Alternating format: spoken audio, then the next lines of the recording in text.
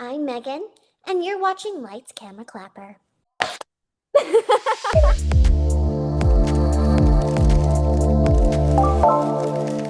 Hey everybody, and welcome to Lights Camera Clapper. I'm Rex. And I'm Harry. For those of you who don't know, Clapper is a short form video and live stream app focused on giving everyday creators the tools to explore their passions, build a community, and make a name for themselves. For our very first episode, we're so excited to be joined by somebody who's very familiar with making a name for herself on social media, the voice behind the AI robot doll from the new movie M3GAN 2.0, Jenna Davis.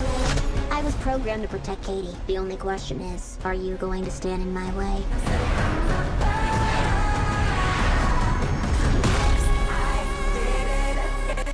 Hi everyone!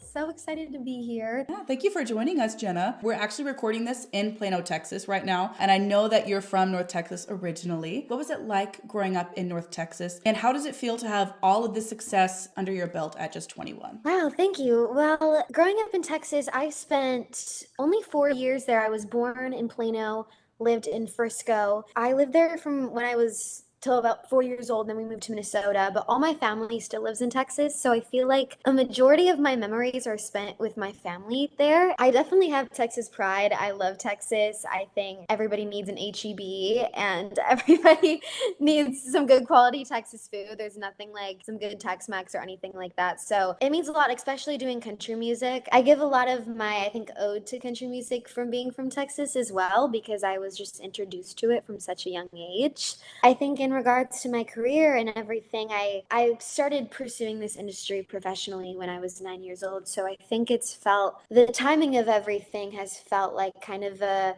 marathon, not a sprint. And I think that's the beauty of this industry, is that anything can really happen at any point. So it's so exciting, but it can also be very challenging at points when maybe times are slower. But it's definitely like a roller coaster, and I don't think it's one that I ever want to hop off of. So I think that's just kind of how I describe the last couple of years for me, is lots of ups, some downs, some roller coaster, spins where you're like, I don't really know what's happening, but we're just gonna hold on for the ride. I love what you said about it being a marathon, not a sprint. I feel like a lot of people assume that either in acting or in music, success happens overnight and it's so easy to just break in and go, and it's really not. So I love that you mentioned that it's taken a minute to get here, and it's almost like you're getting your roses. You put in the work, you did everything, and now you can harvest and reap all the benefits from it. Thank you. Yeah. I mean, I think there's definitely stances where other actors and actresses have come out here and kind of booked the first thing that they have ever auditioned for, but I like to call them unicorns because it doesn't really happen like that for a majority of us. It's lots of rejection and lots of no's until you get those yeses. And, for everybody, everybody's journey is different. But for mine, definitely it's been a lot of growing and learning. And I also think timing is so much of everything. And I look back from when I started to where I've continued to keep growing now. I look back and I'm like, I probably wasn't ready for that when I was 9 years old. So I think if you want to do this industry, the biggest recommendation and tip is to just always keep yourself busy and keep working and keep growing in your craft until you find that right moment that's gonna help you soar and make things a little bit easier. But I still don't think, even with what I've done thus far, I feel like in this industry it never really feels like enough. I think it's a very what's next industry. And so you kind of have to take a moment to celebrate the wins that you do accomplish versus always focusing on what's next. Because on every carpet and on every interview I do, the biggest question is, what's next for you?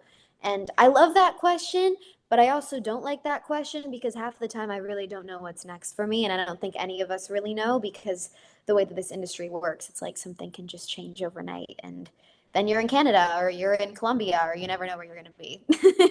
And you have plenty of what's next, but we will get into that in a little bit. But diving into the movie, so since we last spoke in 2023, AI has exploded in real life. It was sort of theoretical when we talked about it last, but now tools like ChatGPT, AI voices are becoming mainstream. So do you feel like M3GAN seems a little scarier or more realistic now than when the first movie came out? Yeah, I think when the first movie came out, it kind of had that predictable thing that happened in our society. It kind of predicted a lot of things.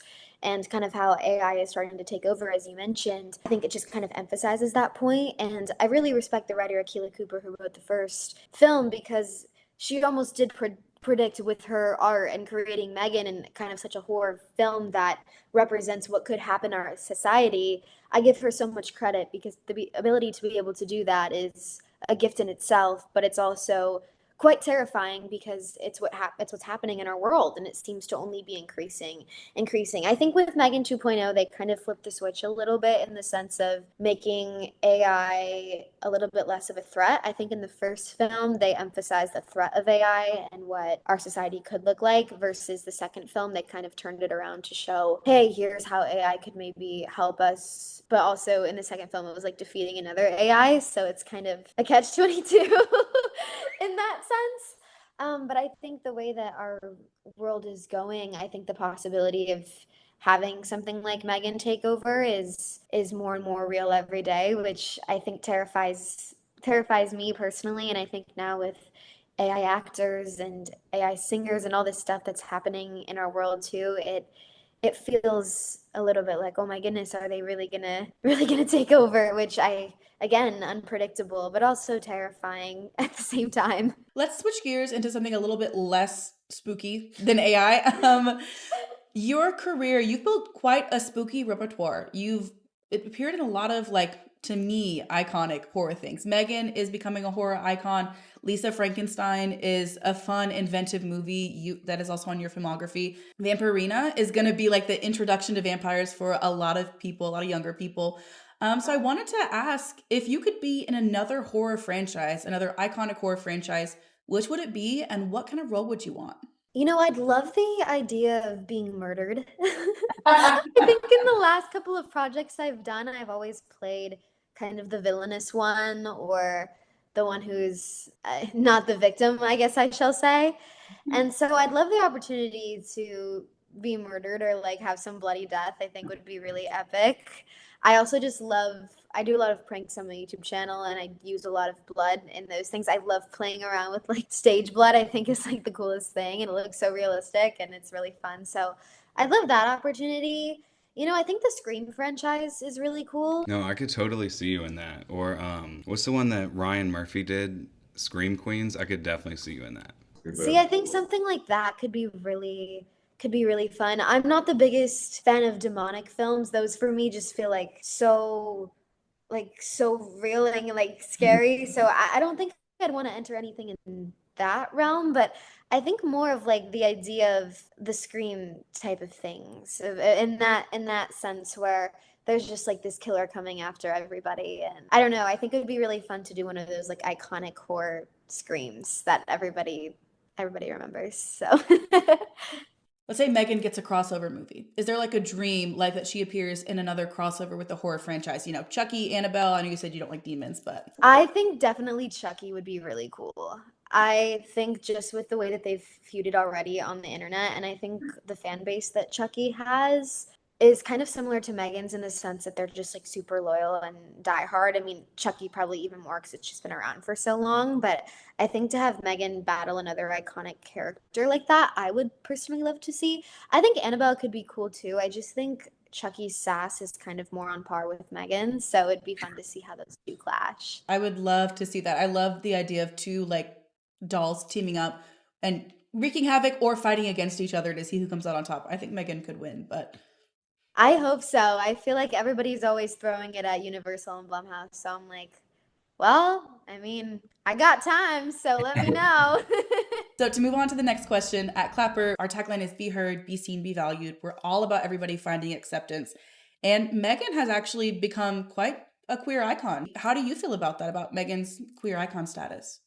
You know, it's been such an honor. I think, especially in the first film, they just welcomed her and adored her so much, just very naturally. And I think that was the best part about it. I love that it wasn't forced. They just loved from the first film.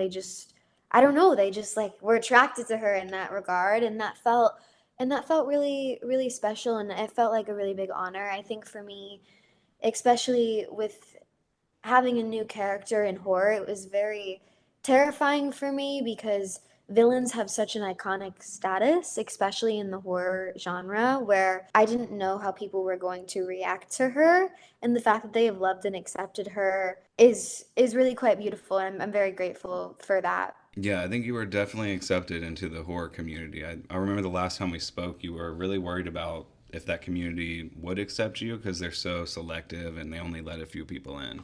Yeah, they're incredibly passionate and selective, and I think pretty cutthroat, which fits the genre. But I was definitely nervous for that because, there's no guarantee at all. So I feel very grateful, and it's very surreal to see people come up with posters and memorabilia, and I now have my own Megan shrine at my house.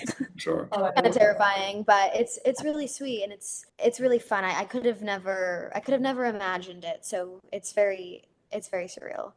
Now, the highlight of the movie for me, and I've seen plenty of people online agree, is when Megan unexpectedly breaks out into song singing This Woman's Work by Kate Bush. So, I want to know about your experience recording that part, and did you know that it would be such a highlight as you were filming it?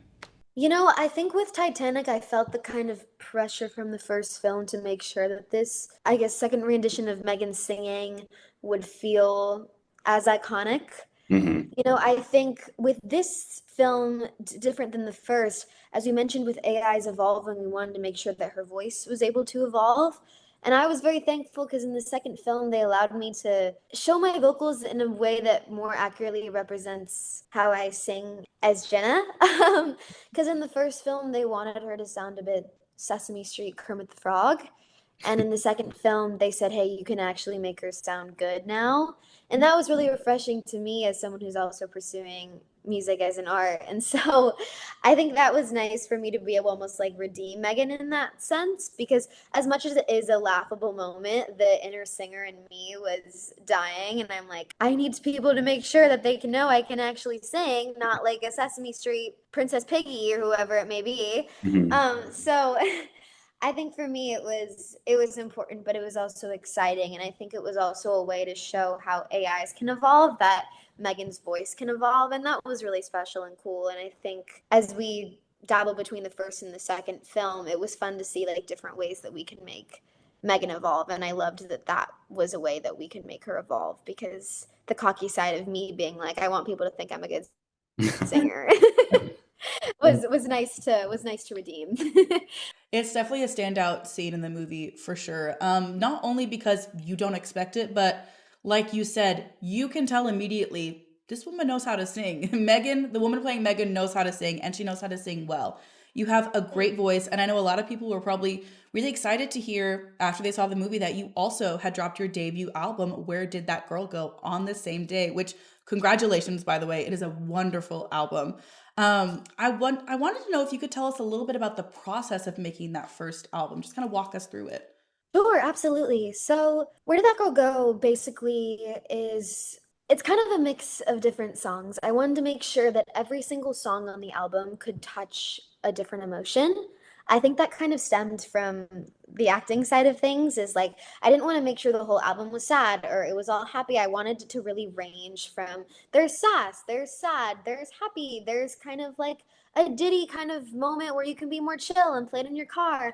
I wanted different variety throughout the album so that each listener could maybe try to find a song that was best fit for them. And with Where Did That Girl Go in general, the whole title and album for me is really a sense of kind of jumping into adulthood. Now people are starting to call me a woman, which is really, for me, I feel like it makes me feel very old, but it is true. Like I am 21 now, so I mean, I guess I am entering adulthood, but I guess no, what I mean entering, I am in adulthood. But I think that whole album for me was like, where did that girl go, of like, where did the younger part of me go? Like, where my childhood's already gone, and here I am, like, entering my 20s and like trying to navigate what's next. And I think a lot of people in their life too, once they graduate high school and they're in college or they're finishing up college, it's like this whole new world, and it's, you're not under your parents' wing as much anymore. You have the responsibility. If you get pulled over, you can't call mom and dad, like it's you. Right. So I think in that sense, that title for me being my first album was kind of like a break of, I'm no longer a girl anymore. I'm an adult now, and it's time for me to kind of show the world what I want to say and what I want to do. And that's kind of how I saw like the title of the album, but really everything in it was about variety and just a lot of fun. You know, I think a lot of artists put a lot of pressure on themselves to make the album absolutely perfect, and I definitely stressed about that for a really long time, and I played around with several different songs of how does this fit or how does this fit, but I am really proud of it, and I think it has a lot of variety for people to listen to. But I think now, as I'm starting to write my second project and I'm starting to continue to write, I think it's given me a base point of what songs I want to feel most inspired from, and like what direction do I want to continue to go with my music. It's kind of, I think in the first album I had a little bit of mix of, I had a song on there called Messy, which had a little bit more of rock elements. Then I had Miss Wannabe, which is like super duper country. And then I have mixes where it's like Actor, which could kind of lean a little bit pop. So each kind of had variety. And I think I was able to like play and have fun and then take that and be like, okay, where did I have the most fun with, and where do I want to go directionally, and what did my audience really like directionally? So it kind of was just like a springboard. I feel like it's a trampoline, and it's going to be able to just bring me to the next songs. And you know, the first album is like, okay, here we go. This is like the starting point. Like it just feels like the beginning for me. So I think that's what is exciting, and also nerve-wracking in a sense too, but overall exciting. And it was nuts to have it both released on the same day, but I'm glad that we did, and it was a really really fun special moment, and it was just nice to have both things out in the world. Do you have a favorite song from the album? There's a song called Miss Wannabe on there that I personally love a lot. I think it showcases my voice in a way that I've never really showcased vocally before, which was really fun. And it was super duper country, which I love. That was a song that I really pushed for my label. I was like, I really want this on the project. And, you know, it's my number one song on the album so far. So, I mean, it felt like redeeming in that sense to be like, oh my gosh, like my audience likes what I like. This is so sick. So yeah, I think that one is probably my favorite off the album, but there's so many different ones, and I think it kind of changes. I think it kind of changes. I think Actor is really special to me because it shows kind of two different parts of my life of kind of bringing in the acting side and like something that happened to me, and it felt very vulnerable and real, and it felt like the most vulnerable I've been with my audience so far. So that was really special. And then I had my first love song on there, which is San Diego, and that was really special because I wrote it about my boyfriend, and I've never written a love song before. I was always like the little rager girl who was like acted not the person who has maybe really been in any relationships but just had terrible taste in men. And so I just wrote about that, and I had a lot of fun with it. So it was fun to be able to like throw a love song in there. So for my dad's work friends who were always like, oh my gosh, Jenna seems like a scorned lover at 21. I'm like, no, I'm not. I It's just funny. probably wrote about the same guy 8 different times. So yeah, it's just funny. I think now with music, especially, people think that everything that happened and you write about is just like about different people, and I'm like, no, not necessarily. I have to tell my dad's work friends, I'm like, look, no, I'm 21. I have not dated that many people. It's probably about the same person who made me mad, and so I just took a week to write about that single person. So it's funny. It's been a journey, and it's still, I think I'm writing music this week, and it's been fun to kind of play around and also introduce kind of like my acting side of things. I think so much of music too is about personality and flair and attitude, and it's so fun to like lean into those type of things, especially with like Miss Wannabe. Like that was probably like super fun because I had to kind of find that sass, because once you write a song, it kind of happens. You know, you write a song and then time goes by and then you're finally able to put it out. So you kind of have to tune back into how you felt in that moment, which feels like acting to me in that sense. So you are, like you said, you're going on tour for the first time in the coming months, which congratulations, very exciting. I know you have a Dallas date. I was wondering, I will have two things I was wondering. Are you excited to be hitting the road? And can we look forward to seeing more of your like acting chops and acting interests in the tour itself? Yeah, so funny enough, like Megan does have a little appearance in the intro of my tour. Fun enough. Um, and there's a lot of really fun moments. I think with my tour especially, I wanted to make sure that my audiences could really get to know me. There's parts of the tour where I kind of just sit down and talk. We're going to bring a couple people on stage from the audience. Like, we're going to make it, I want to make sure that my audience feels like they really got that experience that they are paying for and that they want to see. And I'm super excited about it. It's my first time playing like with a live, well, I played once before with a live band, but having my own band behind me. I have a fantastic drummer and a bassist and a guitar player, and they're epic. We started rehearsals actually, I think last week. So it was so fun to be able to put everything together and also incorporate some type of moments of my acting, as well as we have like really fun moments with my memes that happened in the past. Like, we're just kind of playing into all the stuff that makes me me. And I think I want to inspire other young girls and young guys and everyone to just, embrace who they are. And I think that's what I want to do with this tour, is take moments that, even with the memes that were hard for me, or take moments with M3GAN that feels I don't know, like that feels accomplishing, and just being able to celebrate and have fun with what makes Jenna and what separates me from other artists out there. So I'm so beyond excited, and we're almost sold out. So I'm very, very grateful for that. And that's insane for my first tour. And it feels very surreal, but exciting, a little bit nerve wracking, because it's like, oh my gosh, like this is your show. You've never done something that's you're the headline. And so I feel pressure, but like it's the butterfly pressure. It's the excitement. And yeah, and I really can't wait. It's gonna be a blast. Yeah, that's super exciting. And speaking of your viral videos, it's actually a perfect segue to our next question. Aside from your list of acting credits and now music releases, you've previously made a name for yourself using social media. I know you've had plenty of viral videos that I'm sure you're tired of being asked about, but the entertainment industry is notoriously hard to break into, and social media has made it more accessible for people. So what tip do you have, if any, for content creators who would like to do the same and make a name for themselves? Yeah, I think the biggest thing, it sounds so cliche, but it's consistency. I think with content especially, the biggest tip is, Well, thank you, Jenna. Those are all the official questions we have, but we wanted to play a quick rapid fire game with you called Clap or Pass.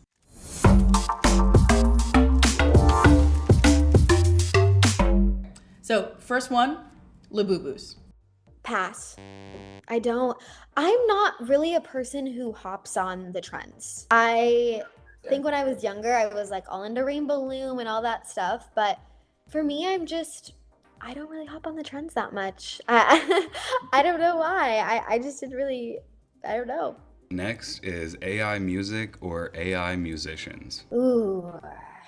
I'm gonna go with pass. I think that there's many ways that AI can help in our world, absolutely, but I think also there's such a beauty of humans creating art that I don't think will ever be the same if replaced by computers. 100% agree. Next, Chucky the doll. I think the M3GAN in me would say pass because she wants to remain on top. So I guess I'm going to go with pass for the sense of M3GAN. I think, would it be fun to collaborate with Chucky in some sense on the M3GAN side of things? Absolutely, but I think M3GAN always has to remain Queen Bee in my heart, so I'm going to go with pass. Love it. People are not going to like me for that one, Love but the honesty. Yeah. I'm very biased when it comes to M3GAN. Sabrina Carpenter's new album, Man's Best Friend. I say clap.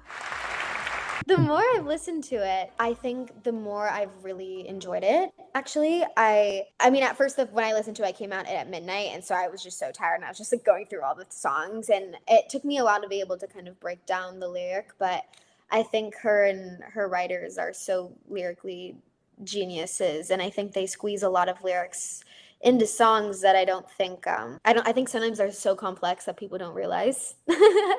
So I've really enjoyed it, and I think my favorite song on the album is Goodbye, which is the last song, because it reminds me of ABBA, and my mom's from Sweden, so we're big ABBA fans. I love that. That's a great one. I love that one too. Okay, next question or next thing, candy corn. Clap or pass? Clap. I enjoy candy corn. I think it's people are kind of on the debate on that one. Yeah, that's true. I've always really liked it. I've never been the biggest candy person. I'm more of like an ice cream, like cookie brownie girl. But if someone's gonna offer me candy corn, I won't say no. I'm gonna pass on that one, unfortunately, Harry, but I love that y'all love it. Okay, last clap or pass question. The album Where Did That Girl Go? Clap, obviously, but I'm like so biased. But I mean, I think the bigger question is for everybody watching, is it a clap or pass for you? That's like the bigger question. Yeah, it's amazing. Like, it's a clap for us. Well, thank you. But for me and my music too, I'm always like, just be honest. Tell me if you hated it or tell me if you liked it. Like, just be so blunt and real. My family, like my mom is like the most blunt person I know, and I love her for it because she'll always tell me. She's like, that was great or that was not. And that's how I want my viewers to be. I'm like, give me that criticism because that's only going to feed me and like make me more like excited to create something that you'll love even more. So, I mean, personally, I think it's a clap. I wouldn't change anything, but yeah. Thank you so much for joining us, everyone. Be sure to check out M3GAN 2, streaming now on Peacock, and also listen to Jenna's new album, Where Did That Girl Go, wherever you listen to music, and go see her on tour. We'll put all of her socials and information in the bio below. Thank you guys so much for having me. It was so good to talk to you again. I'm so happy we could do this.